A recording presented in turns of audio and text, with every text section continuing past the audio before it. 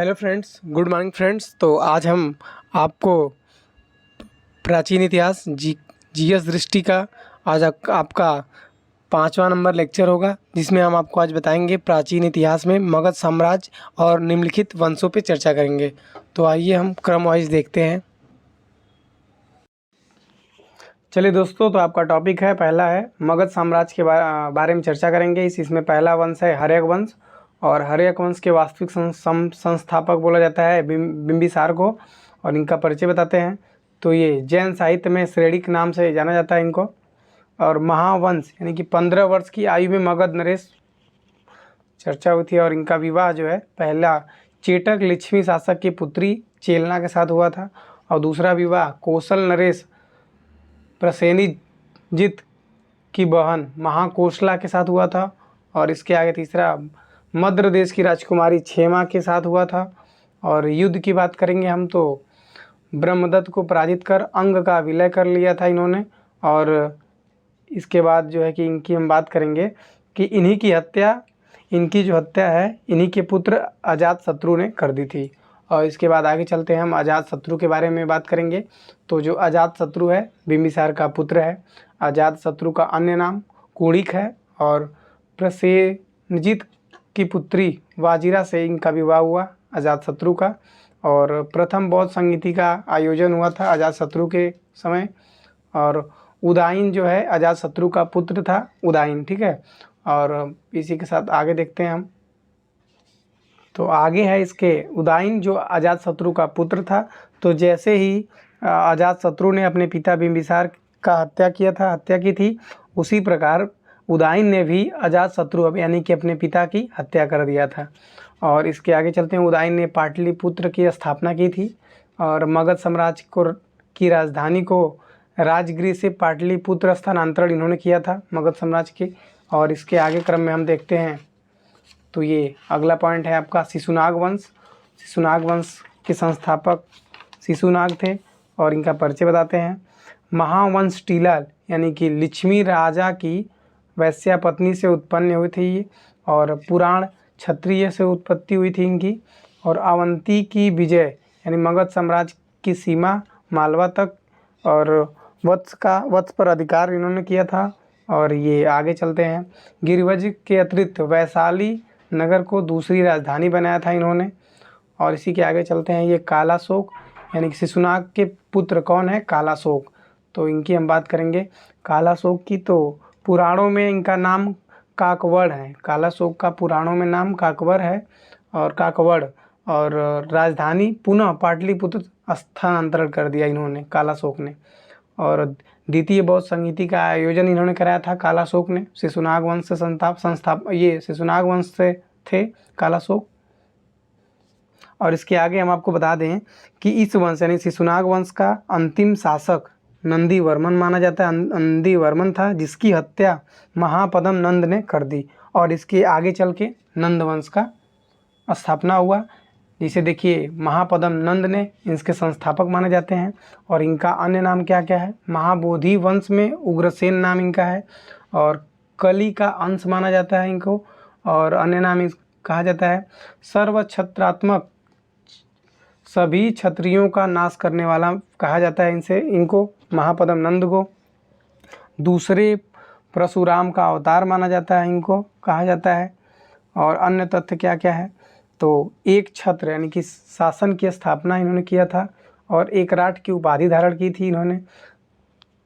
कलिंग विजय यानी कि स्रोत खारवेल का हाथी गुम्फा अभिलेख बनवाया था इन्होंने। और मित्र इनके जो महापद्म नंद के मित्र थे ये पाणिनि को माना जाता है। और इसके आगे देखते हैं, ये जो आपको हम बताए हैं कलिंग विजय, इसका स्रोत जो है खारवेल के हाथी गुम्फा अभिलेख से इसका कलिंग विजय का स्रोत मिलता है। और आगे अगला आपका शासक हैं घनानंद। इनके नंद वंश का अंतिम राजा इन्हें माना जाता है, ये अंतिम राजा थे। और अग्रमीज यानी कि उग्रसेन का पुत्र, स्रोत यूनानी लेखक बताए हैं कि उग्रसेन का पुत्र हैं, और सिकंदर के समकालीन थे ये घनानंद। और सेनापति का नाम भक्षसाल था, ठीक है। और आगे बताते हैं हम, इनके अपने दरबार से चाणक्य का अपमान करके निकाल दिया गया था, जिसके कारण चाणक्य अपने प्रिय शिष्य चंद्रगुप्त मौर्य के सहयोग से घनानंद की हत्या कर दी और मौर्य वंश का स्थापना कर दिया। तो जैसे आप देख रहे हैं चंद्रगुप्त मौर्य की हत्या हो गई थी। और आगे है जैन अमात्य यानी कि शकटाल तथा स्थूलभद्र। और आगे चलते हैं इसी क्रम में हम लोग। तो आगे है आपका विदेशी आक्रमण कौन कौन सा हुआ था। तो इसके बाद जो है विदेशी दो प्रमुख आक्रमण हुए थे। तो ईरानी से मतलब कि ईरान से दारा प्रथम आया था और यूनानी से आक्रमण हुआ सिकंदर का। और इसी क्रम में आगे चलते हैं। जो यूनानी का आक्रमण था इसका स्रोत कहाँ से मिलता है, तो बेही स्तूत अभिलेख से मिलता है। दारा प्रथम के साम्राज्य के 23 प्रांतों का उल्लेख है इसमें। हेरोडोटस का विवरण भी दिया गया है इसमें यूनानी आक्रमण में। और भारद्वार द्वारा के साम्राज्य का 20वां प्रांत हेरोडोटस का विवरण के बाद है। और महत्वपूर्ण तथ्य क्या क्या है, तो ये पर्शिक संपर्क के परिणाम स्वरूप भारत के पश्चिमोत्तर प्रदेशों में नई लिपि का जन्म, तो ये खरोष्ठी लिपि। और अर्थजर किसज का राज्य वैद था, तो ये कौन था, ये आप आगे देख रहे हैं, टेसियस था। और आगे देखते हैं मैसिडोन के क्षत्रप फिलिप द्वितीय का पुत्र कौन था, तो ये सिकंदर था। और इसके आगे अगला पॉइंट है आपका सीमांत गणराज्य अश्वक की राजधानी कहाँ थी, तो ये मशक में थी। और आगे अगला पॉइंट है पुरु यानी कि पोरस का राज्य बसा था, तो झेलम और चेनाब नदी के मध्य। और अगला है आपका पोरस यानी कि सिकंदर से परास्त हुआ, पोरस सिकंदर को कहा जाता है। तो सिकंदर से परास्त हुआ कौन, झेलम नदी के तट पर सिकंदर से परास्त हुआ झेलम नदी के तट पर। और आगे देखते हैं सिकंदर, पोरस जो है सिकंदर से परास्त हुआ, ये हारा झेलम नदी के तट पर। और आगे देखते हैं सिकंदर के बारे में हम, तो ये घनानंद का समकालीन माना जाता है। हखमनी साम्राज्य को ध्वस्त किया इन्होंने सिकंदर ने। और निकया बाउकेफला नगरों की स्थापना की और 323 ईसा पूर्व में इसकी मृत्यु हो गई सिकंदर की। और इसी क्रम में हम लोग आगे चलते हैं। तो आगे आपका नया टॉपिक है मौर्य वंश। तो इसका परिचय हम बताते हैं आपको। तो मौर्य वंश यानी कि चंद्रगुप्त मौर्य परिचय है। भारतीय स्रोत मौर्य राजवंश का संस्थापक इसे माना जाता है चंद्रगुप्त मौर्य को। और भारत को सर्वप्रथम राजनीतिक रूप से एकबद्ध किया गया। तो नंदराज का पुत्र वृषल्य तथा कुलहीन विशाखदत्त कृत मुद्राक्षस के अनुसार राजकुल से संबंधित बौद्ध ग्रंथ महाबोधि वंश के अनुसार।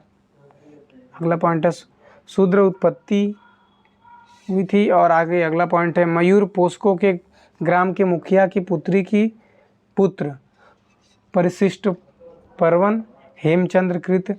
और विदेशी स्रोत विलियम जोस, ये क्या है, तो चलिए हम आपको बताते हैं कि जब चंद्रगुप्त मौर्य मगध का शासक था तब यूनानी आक्रमणकारी सेल्यूकस निकेटर ने आक्रमण कर दिया था, किंतु चंद्रगुप्त मौर्य ने उसे पराजित कर दिया और उसकी बेटी कार्नेलिया हेलेना से विवाह कर लिया।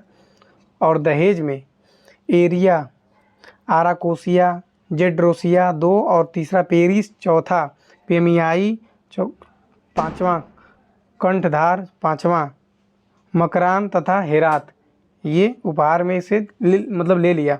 और आगे चंद्रगुप्त मौर्य ने भी सेल्यूकस निकेटर को 500 हाथियाँ उपहार में दिए थे। सेल्यूकस निकेटर ने अपना एक राजदूत मेगस्थनीज को चंद्रगुप्त मौर्य के दरबार में भेजा। मेगस्थनीज की पुस्तक इंडिका से मौर्य वंश की जानकारी मिलती है। और इंडिका में लिखा है कि मौर्य काल में समाज 7 भागों में बांटा गया था तथा भारतीयों को लिखने में कोई रुचि नहीं थी। और इसी प्रकार हम आगे चलते हैं। तो अगला पॉइंट है आपका मृत्यु के समय साम्राज्य की सीमा। तो ये पूर्वी में बंगाल की खाड़ी तक था और पश्चिमी में जो है हिंदकुश तक था और उत्तर में जो है हिमालय की श्रृंखला तक और दक्षिण में मैसूर तक साम्राज्य का विस्तार था। साम्राज्य का विस्तार ब्रिटिश साम्राज्य के अंतर्गत आने वाले भारत से बढ़ा। और अगला पॉइंट है आपका बिंदुसार। बिंदुसार की हम बात करेंगे तो इसका अन्य नाम अमित्रोकेडिज, यानी यूनानी लेखकों के अनुसार इसका अन्य नाम था अमित्रोकेडिज। और सिंहसेन जैन ग्रंथ, अन्य नाम इसका ये भी था।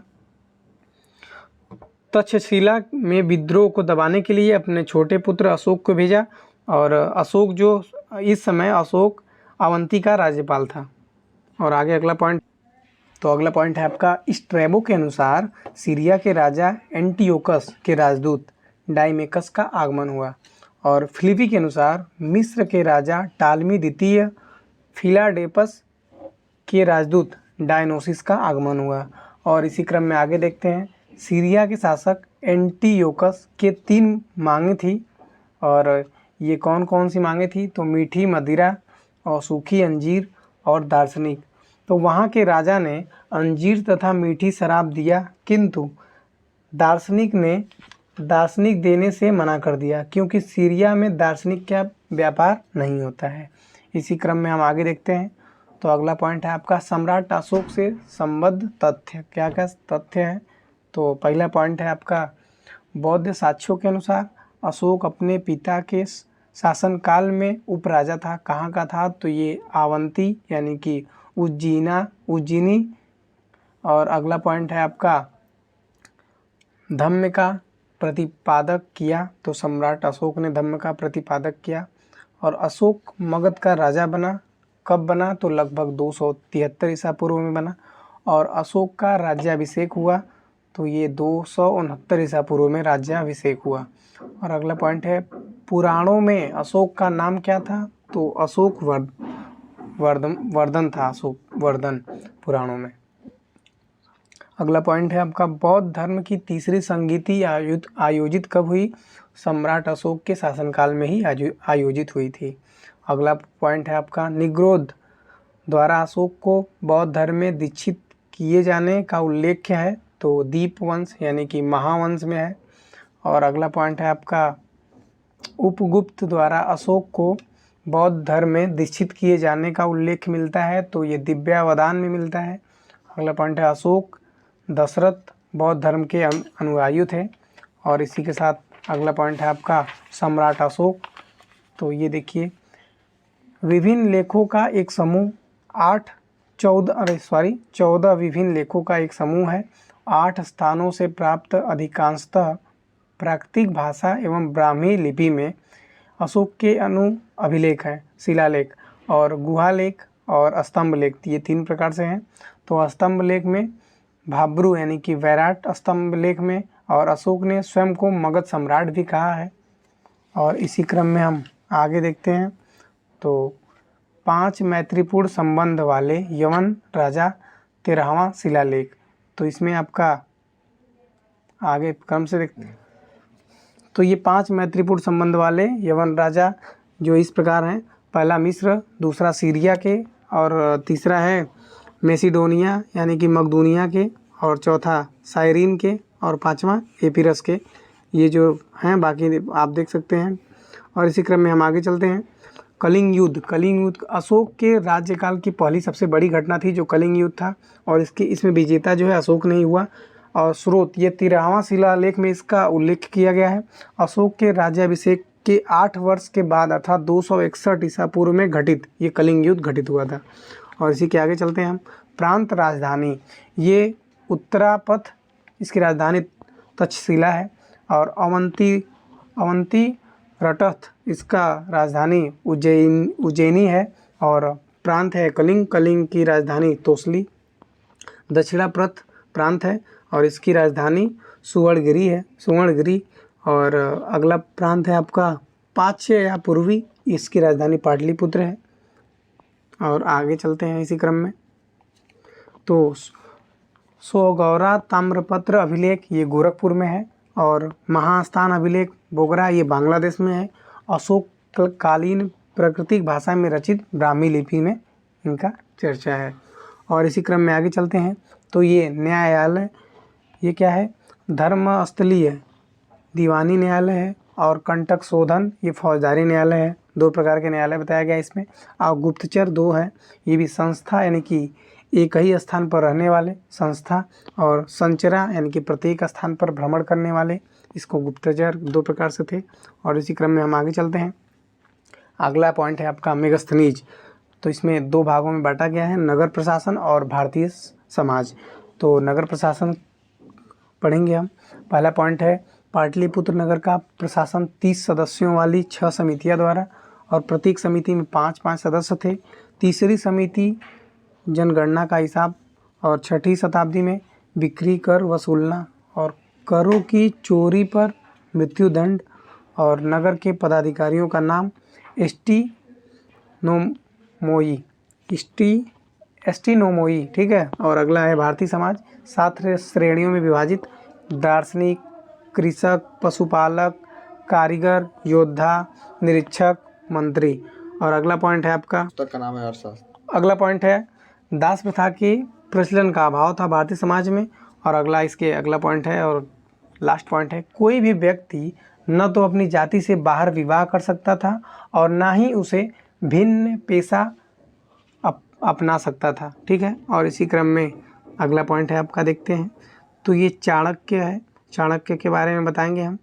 तो ऋषि चाणक्य ने अपने पुत्र का नाम चाणक्य रखा, और कौटिल्य तथा विष्णुगुप्त नाम की साम्यता चाणक्य से की जाती है। और पुराणों में नाम द्विजर्षफ, और इसे श्रेष्ठ ब्राह्मण कहा जाता है। और अर्थशास्त्र में पहला पॉइंट है शासन के सिद्धांत की पुस्तक, और दूसरा पॉइंट है राज्य के साप्तांग सिद्धांत की व्याख्या की गई है अर्थशास्त्र में। और आगे देखते हैं इसी प्रकार हम, साप्तांग यानी कि राजा, अमात्य, जनपद, दुर्ग, कोष, दंड, मित्र, ये 7 प्रकार के साप्तांग हैं। और इसी क्रम में हम आगे चलते हैं। तो अन्य संबंधित तथ्य क्या क्या है। तो अर्थशास्त्र यानी कि पति द्वारा परित्यक्त पत्नी के लिए विवाह विच्छेद की अनुमति अर्थशास्त्र कहलाती है। बहुत समय तक पति के विदेश में रहने या उसके शरीर में दोष होने पर पत्नी उसका त्याग कर सकती है। और अगला पॉइंट है विदेशियों को भारतीय समाज में मनु द्वारा वात्र क्षत्रिय कहकर प्रवेश दिया गया। और इसी क्रम में हम अगला चलते हैं, आगे क्या है। तो सारनाथ स्तंभ में पहला पॉइंट है आपका, इसका निर्माण सम्राट अशोक ने कराया था, और स्तंभ के शीर्ष पर सिंह की आकृति शक्ति का प्रतीक। और अगला पॉइंट है इस प्रतिकृति को भारत सरकार ने अपने प्रतीक चिन्ह के रूप में स्वीकार किया है, आप देखते हैं। और इस स्तंभ के शीघ्र भाग को सिंह चतुर्मुख कहा जाता है, यानी कि सिंह में 4 शेर बने होते हैं। और इसी क्रम में हम आगे चलते हैं। तो अगला पॉइंट है आपका अति महत्वपूर्ण तथ्य, जेम्स प्रिंसेप अशोक के अभिलेखों को पढ़ने वाले सर्वप्रथम विद्वान थे। ये जेम्स प्रिंसेप 1837 ईस्वी में। खरोष्टी लिपि दाएं से बाएं की तरफ लिखी जाती है, जैसे कि आप जानते हैं। और अनुराधापुर, ये क्या है, प्राक अशोक ब्राह्मी लिपि का साक्ष्य है। और आगे अशोक का नाम क्या क्या है, मस्की, गुर्जरा, नेत्यूर एवं उडेगोलम के लेख में। और इंडिका के जो लेखक हैं ये मेगास्थनीज को, यानी सेल्यूकस निकेटर का राजदूत जो था मेगास्थनीज को माना जाता है। और तक्षशिला मौर्य काल में शिक्षा का सर्वाधिक प्रसिद्ध केंद्र था ये तक्षशिला। और इसी के आगे चलते हैं हम, मौर्य काल के प्रमुख व्यक्ति और उनके अन्य नाम। तो ये पहला है आपका चंद्रगुप्त, इसे सैंड्रोकोटस कहा जाता है। और बिंदुसार, इसे अमित्रघात कहा जाता है। अशोक को पियदसी कहा जाता है। और चाणक्य को विष्णुगुप्त कहा जाता है। और इसी क्रम में आज का वीडियो यहीं पे समाप्त होता है, और मिलते हैं हम लोग नेक्स्ट वीडियो में। और अगला पॉइंट होगा आपका मौर्योत्तर काल, ठीक है। तब धन्यवाद दोस्तों।